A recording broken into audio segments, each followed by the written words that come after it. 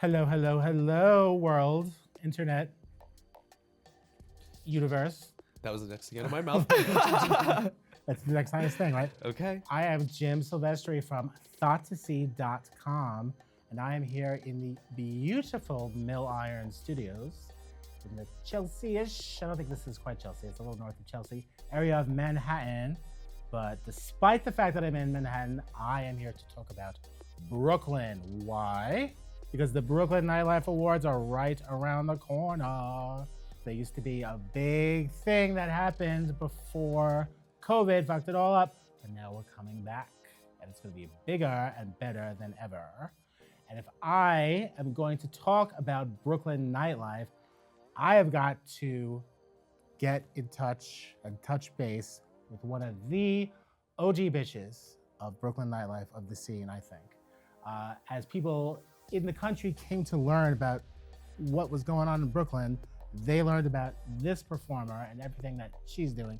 She's not only innovative with Brooklyn nightlife, but with internet drag in general and with merchandise in general. So we have a lot to talk about with Biblegirl. What's up? Thank you so What much is for going having on? me. You used to go by Biblegirl666. I've never seen your name that way I do anymore. online, but because of so many Elon takedowns, I had to, Oh, Lord. abbreviate a little bit. And then when you're in the club, No. the numbers are a little too many extra syllables for No, the no. people to catch on. So Yes. Bible Girl for short. Elon ruined everything. As is, always. Mark, how are you doing? How are things treating you? Everything's great. I'm back full-time living in New Yeah. York City again as of this You were in past LA October. for a while. Yeah, 7 years if you can 7 believe. years. I Oh know, my time's goodness. scary. Nothing's Yes. real. What's different between? It's such a dumb question, but I'm asking it. What's different between New York and Los Angeles as far as nightlife, as far as drag, art? I would say comprehensively, the drag is similar in regards to the fact that there's a wide variety of types of drag that you can have access to. Right. I think same coin, different side is that the accessibility point due to how you have to get around for just committing to the bit with commuting is a little bit more difficult. Whereas like if, some of the performers here have Manhattan gigs, but they live back in Brooklyn, Yeah. they're going to find themselves at one of the hot spots that are still bumping and rocking, and then you kind of get a little bit of an industry night. There are pockets of that out in Los Angeles, but it's definitely a lot more prevalent in New York. Do you still have a car? Did you bring your car back to New York? Oh, God, no. I had to put an embargo on driving anyway for the Yes. last 3 years. The Makes LA sense. drivers put me in Worth. suburbia, though. I'm Yeah. good to go. Amazing. When you were starting here, Yes. what was it like? What was going on around you as you were coming into drag here? What was already there when you got there? Everything that was here already, it was on the precipice of Sugarland closing, which I had missed by like a hairline fracture. Yeah. But it was like, the boom and the renaissance, I would say, of Brooklyn really further fortifying and establishing its greatness in terms of what the drag scene really represents and can offer. At the time, I would say there was definitely a more palpable divide of, the Brooklyn versus Manhattan kind of Yes. dynamic thing. But that's definitely, in my opinion, since being gone and now coming back, all changed. It's totally changed. The point of blend is really quite magnificently remarkable in my opinion. And I find that there's a lot less trying to like other each other within the scene, which I think was just kind of a de facto behavior. It's nobody's fault. I think there's a lot of conditioning.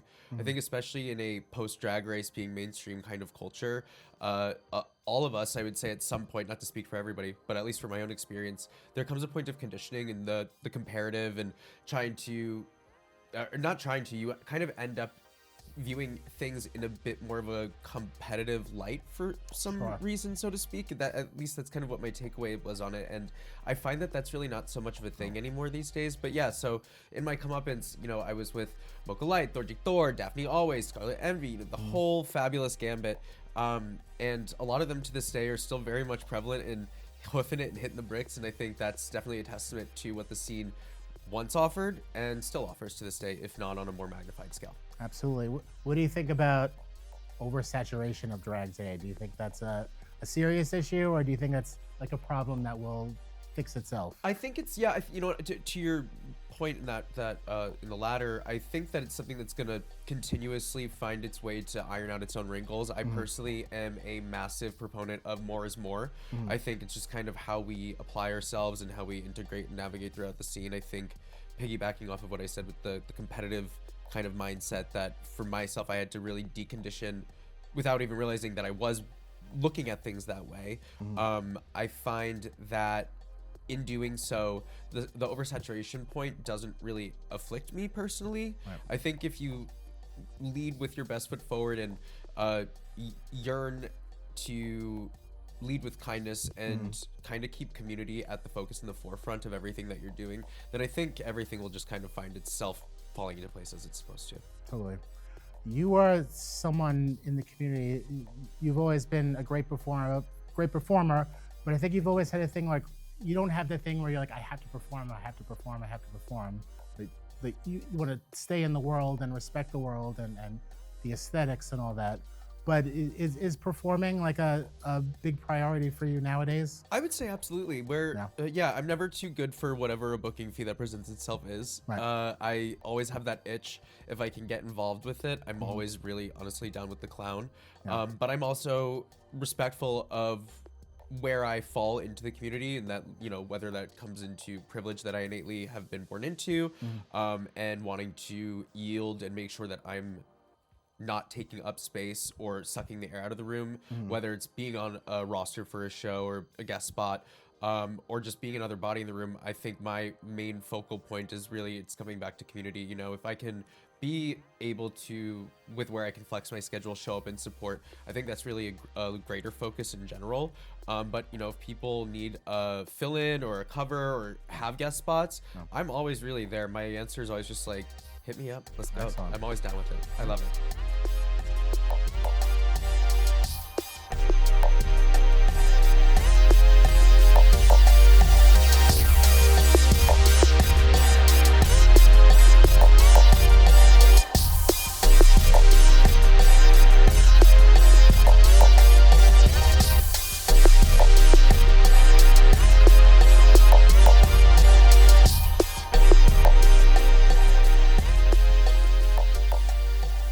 Do you like seeing the younger stars in the scene? Do you think they're doing something very different than what you did or what people from the group that you came up with did? I think so. I think they're definitely leading the charge in, you know, with the way I've kind of interpreted the way the culture is shifting now, where it's less about the immediate, direct, comparative, competitive thing. I find that they're definitely a testament to the success in how everything has really blended in such a wonderful way. Yeah. One thing I noticed as I was microdosing my way back, moving back this way, it was like a 3-year worth it long game process. But in my monthly sabbaticals back out this way, I was really noticing just through my bookings and kind of observing or going out and supporting other shows that there's such a industry night kind of thing that happens innately on any given night, where the girls are gonna come through. They're all really just down to, even if they're tired, they want to go get their bagel smith or something. You know, they're still gonna go show up. I think Janelle's sex dreams at Metro is a great example where I've noticed that a lot. And, you know, and What About It on Thursdays over at Metropolitan as well, I've noticed that it's really kind of easy to just assume that you're gonna run into people that you'd like to see and that are really, they make being in the spaces all the more enjoyable. Yeah. There's probably a lot more spaces, more venues now, right? Yes and no. I would, you know, I think there's more spaces in regard to the fact that not everything explicitly has to be defined as a queer focused space for there to be a point of industry that is there or can come into that place that can behave like a watering hole, so to speak. But unfortunately, RIP Macri, losses like Macri Park, this and that, TNT. You were just doing a show there at Macri not too long ago. I right? was, yeah. My last show I think was January 3rd, and that was a release party. Not to be like high morale about it. I started focusing on doing some like DJ work as well. I wanted to pivot into that world without losing access to anything else that I've kind of been actively doing within drag. And so it was bittersweet, I guess, without realizing that was even going to be the last night. That's just like what it was. It was really fun. People came out to support. I was definitely starting to build momentum with being able to workshop, playing around on the deck, and, you know, building out different projects and mixes. And, you know, lo and behold, you wake up one day and there's the news, and No. unfortunately, I think that's kind of the name of the game with nightlife in general. Even before Always, yeah. before drag, I was Always. working in nightlife at least like 3 years in general as like a club table host in Yeah. Meatpacking District in Soho, and that's kind of where I really learned how to navigate drag and the queer industry for entertainment in general. Just rolling with punches, embracing the material, smiling and nodding, but also not losing your sense of self. Yeah, it's crazy when you look back at all those giant successful clubs, mega clubs in the 90s that were everything. Yep. Everybody went to these spaces, and then within a very short period of time, they were all gone. It's and so that's just wild. kind of the way it is. And perfect example for that from my own experience. The first club I ever went to, and then I ever promoted at for the first time, and did drag at for the first time, was Avenue on 17th and 10th, and now the whole building is just flattened. It's leveled. It's crazy, yeah. but there's still Cynthia Artichoke Pizza. God bless. Delicious. Very Never important. misses. So you, of course, are the founder of Drag Queen Merch. Yes. And I would say you're also just one of those innovative drag performers that really caught on to social media, YouTube in the beginning. Yes. That you kind of created the template for all that. Thank Do you find that a lot of the younger queens a lot of them coming up to you? Oh, Biblegirl, oh, I worship you, I love you. Not so much worshiping, but definitely acknowledging, I think, which is nice. I'm never really looking for that. I don't require ring kissing. I've had plenty of ego death in my life. Yeah, But you know, it's something that I don't necessarily lead with. And I don't know if that's just me being humble or timid about it, but it's just something that I don't really, I guess, necessarily allowed to define myself. But I think to that, the culture is also a little shifted. While there are points of template that are still very prevalent, that I think that I certainly led with a torch in my hand. I think because of how algorithms have shifted so much, and platforms in general are so inconsistent with how you're able to not really guarantee visibility with anything that you post, even if your brand is super defined and you have a dedicated following. It's, you know, it's not really the same so much. Yeah. It seems that things have changed to really harm an independent artist. Oh, absolutely. Or to put them out of the equation. It used to be that was the whole point of social media, was that this is my business, Carve this the is niche. my platform. And now it's like, what more can I possibly do to have 5 people see this thing that I just posted? That's the thing, is like, I can post the most absurd deep fried shit post carousel, and that's gonna break numbers for me, like astronomical kind of metrics. But then when it comes to posting my drag, it really does kind of tank. And like, I've just had to learn, going back to ego death, that it's not about me, and I think I just need to kind of maintain my But attention, it's about what these algorithms are doing, but it's Yeah. also about people's attention span. It's, you know, I always like to go through social media to look for new music, and you like one thing, and then they just Your send whole you feed, another man. thing, and another thing, and another thing. And Yeah. like, I'm sorry, everyone, I can't absorb all of this. Yeah, now. I've kind of assessed in my own experience that the social media engagement factor is not so reliant on it being about the likes anymore. It's doom scroll culture now, right? So I think it's really about retention and just trying to lean more into the micro community that you're able to build, and just embrace it. 5 likes are better than no likes, right? And so that's just kind of how I try to frame it. Absolutely. And I noticed that social media has really changed the way that drag performers do drag, I think, and the way that they promote themselves. You know, it's actually a lot more difficult for me to interview people for my site now, because they don't see the value in it, because they want to be in control of everything that they say or put out there. They don't want it to be filtered through, you know, me. So that's kind of weird, right? I would say, yeah, I think there is an art in letting go of that control point, so to speak. And I think, again, if you're able to lead with an earnest intention in your POV and how you navigate the world with your artistry, I think there's really no harm, no foul, and you don't really have to worry about letting go so much. I think there are certain microcosms where that doesn't necessarily apply, a la reality television, because you're just kind of thrown to the wolves, and just whatever happens, however the cards fall, they fall. And for better, good, worse, bad, ugly, right? But other than that, I think, to your point, the change in social media in that regard, and the not seeing legitimacy in certain things from other people, I've definitely faced that even with my own website. You know, I've had people who wouldn't want to be clients but inquire for wanting to be in retail programs, and it's like, but why? And you know, without ever explicitly telling me, it's very clear that the interpretation that they're trying to beat around the bush with is that they don't see my actual business as a point of legitimacy. And that even comes with, you know, my partner back when he was applying for jobs after it was time for him to kind of grow beyond just working with us on the website. Yeah. He has a well-decorated resume. He's brokered so many deals with Funko, with our website, even for Skibayoki. That was like another springboard through just our own other programs. Yeah. And as many applications as were being sent out and interview rounds were going, we finally realized, oh my God, you're on like application umpteenth, 100, whatever. They're seeing dragqueenmerch.com, and from corporate's angle, they're 1,000% just like, oh, okay, it's just whatever this is. And that's definitely an interesting trope that I think is unfortunately very prevalent. So yeah, something that we just yet another thing that we all have to learn how to navigate. Let's not even get started. Nevertheless, AI. we persist. Don't we even persist. get me started on the slop bucket, man. Yes, that's a whole other podcast. Oh my God. Yes. So if you've been gone for 7 years, you probably missed out on the Brooklyn Nightlife Awards, right? I did. That said, I do.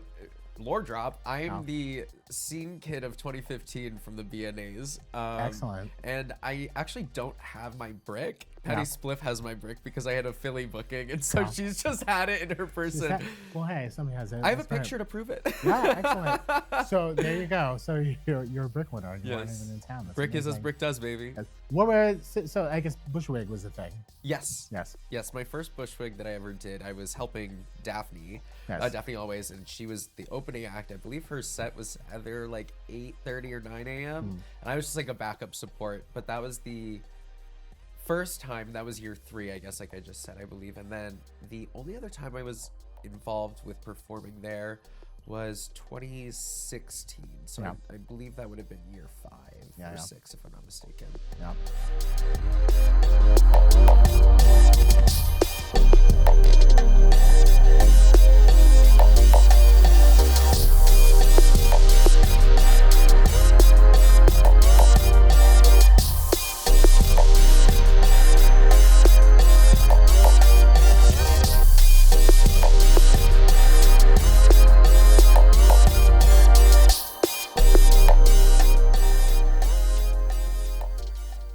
Before we talk about what's going to happen with the Brooklyn Nightlife Awards, I was wondering, with all your context, with what you've seen in Brooklyn back in the day, what you've seen in LA or whatever, when you came back here, what's something that you'd like to see more of or less of, or something that you'd like to change as far as what exists right now with nightlife, with drag? That's a good question. I think one thing that I can think of off the top of my head to change, I think it's less about us on the entertainment side of the industry or the bartender side of the industry. I would love to see a lot more boots on the ground or involvement from the higher ups of venues, because I find that there is a level of desensitization when it comes to trying to cultivate and legitimize yourself in terms of scaling, or just in terms of if shit hits the fan for a venue. In my opinion, sometimes it feels like you might just be a number, which is why it might be easier for venues to shut down. Nobody specific, but it's just kind of a comprehensive thing, and that goes for both coasts that I've experienced. And I think that's just a growing pain that maybe on us as the entertainer side or the bartender side, team side rather, is just further not being afraid to really communicate, not pussyfoot around it. Just try to really hold your own and stand on all 10 toes. By the way, was it annoying when all these Drag Race girls from other states started moving to California when you were there? Was that, it just seemed like well, I could understand why it would be perceived as such, but I did, not to like flex, but I would say I did a pretty decent job at getting ahead of the curve and plugging into the matrix when I didn't realize that that's what I was even doing.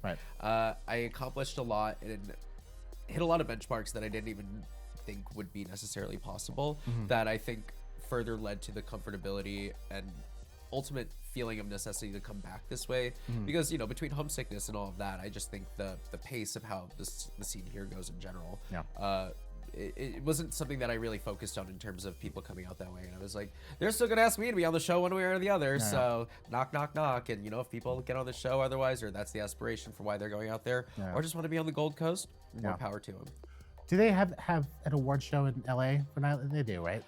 They do. I can't say that I've ever been invited. It can't be a real award show if you're not going to buy Biblegirl. I mean, when you're the winner of every season of RuPaul's Drag Race, No, I mean, of I guess I course. can understand why not to be Every invited. Yeah, I guess I can understand how that might work in that town. Well, yeah. it's a good thing that you're back. Yes, it feels great. Home Yes, is home. work.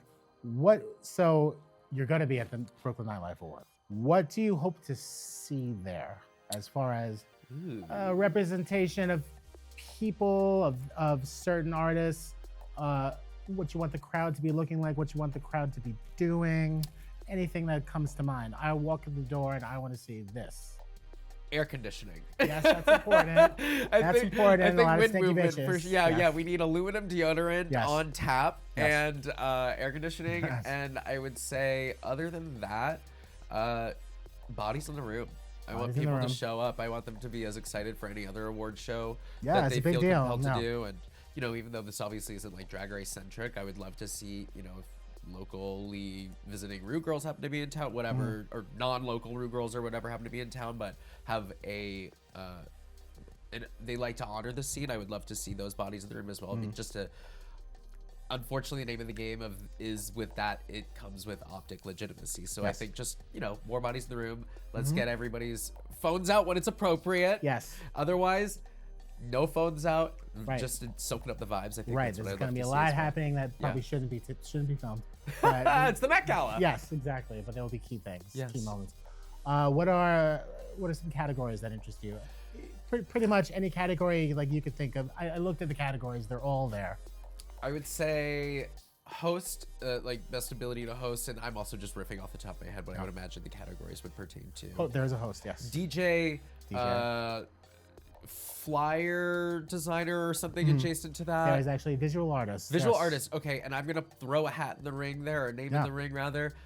Please, if you are down with it, nominate Lolo, who's an Lolo. incredible. He's Janelle's boyfriend actually, but also one of my best friends for at least a decade now. So I can at least off the top of my head say that most of, if not all of Janelle's flyers are done by him, and they're just like so just beyond. And he does a lot of the graphic work for us over at Drag Queen Merch as well. Yeah. He's just very prolific. He's got such an incredible POV, and everything is for the most part really self-taught. So he's just developed such an incredible utility belt and just knows how to make everything out from nothing.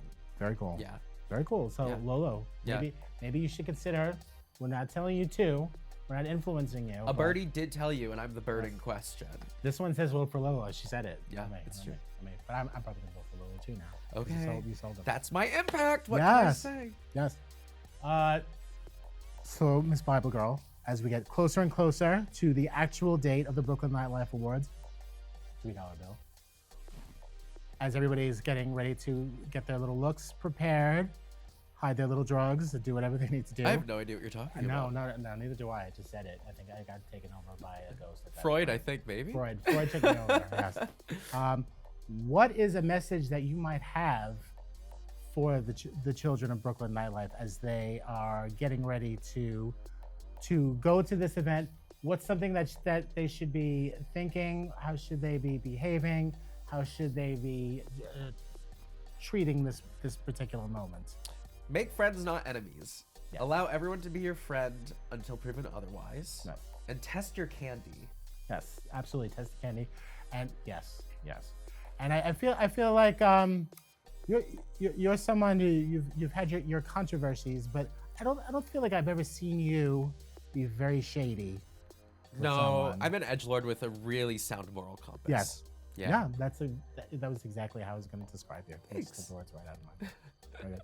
Everybody, Biblegirl, the excellent and amazing Biblegirl. This is just one person that you'll be seeing, maybe even on the stage. Who knows? Time will tell. We got to think about that. We Never got to start mapping that out. Really makes you think. But in some context, you will be seeing the legendary Biblegirl. Thank you, Jim. Really Always a appreciate it. pleasure. See you there, B&As. Bye. Okay, BK. Thank you very much. That was so Thank you. You're good. You're good.